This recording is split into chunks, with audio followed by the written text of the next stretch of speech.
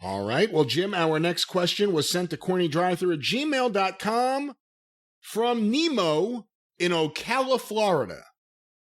I was recently watching random wrestling videos and came across an interview by WrestleBotch with Virgil. Virgil claims Arn Anderson tried to stab Sid Vicious and he intervened, gave Brutus the scissors, giving him the Barber gimmick. Wait, hold on, back up now. Wait. What? Now there's two things that are conflated there. He gave Brutus the scissors that Arn used to try to stab Sid, to give them the what? How? Where were all these people in the same place at the same time?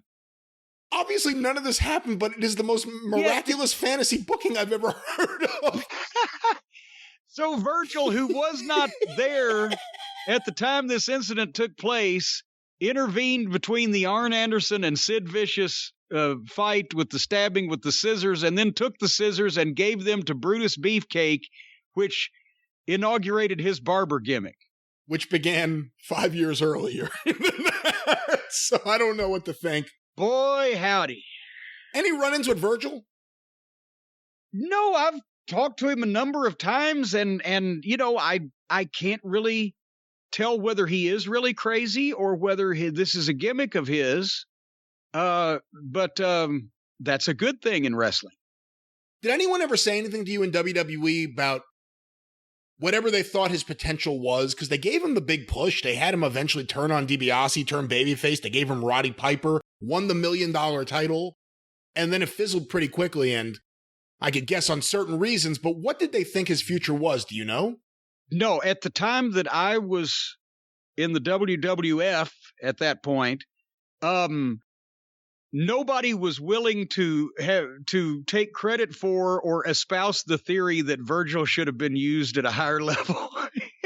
I don't remember anybody saying, boy, we really dropped the ball with that one. And you know what? I heard this question was asked because it was either something I read on the internet recently or something on Twitter or whatever, but someone at least believes that Arn Anderson is the one that started the fight by stabbing Sid with scissors, and then Sid beat him up afterwards. That's the way that they related the story, which sort of like the gangsters using fried chicken and watermelon as foreign objects to win matches. I guess somebody's read that somewhere and actually thinks that's what happened. But has it been so long that people have forgotten about this, or they're not fully apprised of it, or they don't know what the fuck? Probably. Why don't you tell the story? Because I know you know people that were there.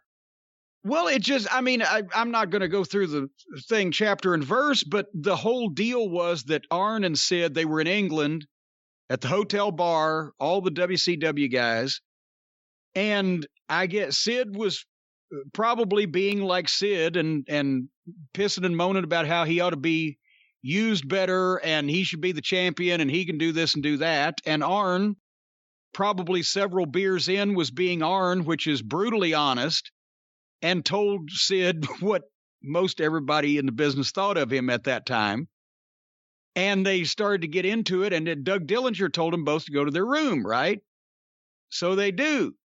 And then Arn, in his room, hears this pounding on the door and opens the door because he looked through the peephole. There's nobody there. Opens the door and sees nobody, but Sid had broken off a leg of one of the hotel room chairs and came around where he was doing the fucking flat back private detective thing against the wall outside the door so you couldn't see through the peephole. And when Arn opened the door, he came around and whacked him with the fucking chair leg. Well, as many people who've been in hotel rooms knows, a lot of them are laid out where your mirror and your sink and your vanity area is right there inside the room. And as Arn goes down from getting hit with a chair leg and this fucking giant beast is on him, his hand goes to and he grabs his scissors, the small scissors that guys carry to cut athletic tape and whatever, and he starts stabbing the big fucker. And then the big fucker got the scissors and started stabbing him back. And then there was a giant obviously commotion and roar. And who was it? Was it Scorpio that was the one that really got there? Yeah, I think it was Scorpio.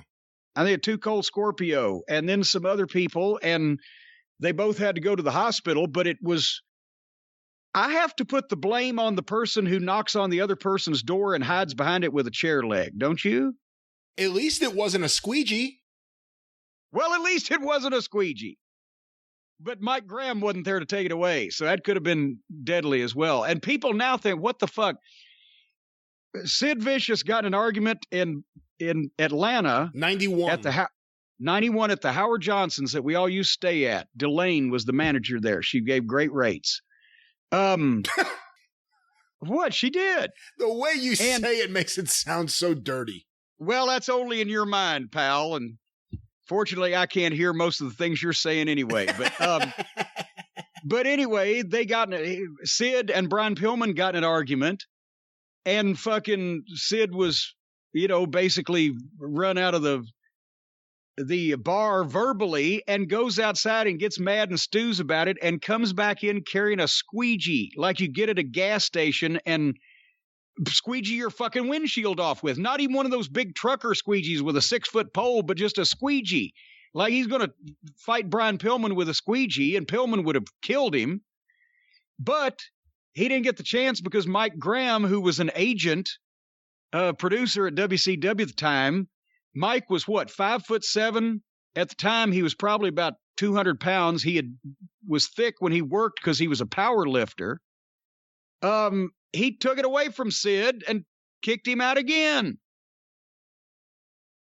So, Sid was 0 for life against people a foot shorter and fucking 100 pounds lighter than him. Well, it's just too bad Virgil wasn't there to help him out because, of course, his intervention led to so many positive things happening in wrestling history. And when it comes to someone intervening to cause good things to happen on behalf of their friends and their clients, we know a man who always helps the little man. We know a man that always helps the little man, whether he's the little man inside your head or the little man in the boat. Regardless, this man will help your little man. Call Stephen P. News.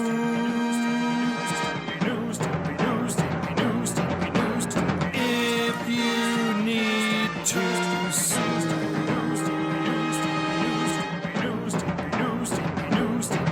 An outlaw mud show or two. Those are the rest. Yes, ladies and gentlemen, if you want a big man on your side when you go into the shark-infested waters of the American jurisprudence system, then you need this man, the man, the myth, the legend, Stephen P. New at newlawoffice.com, 888-692-8084 on your side. Because, honestly, folks, we've said this for so many years now.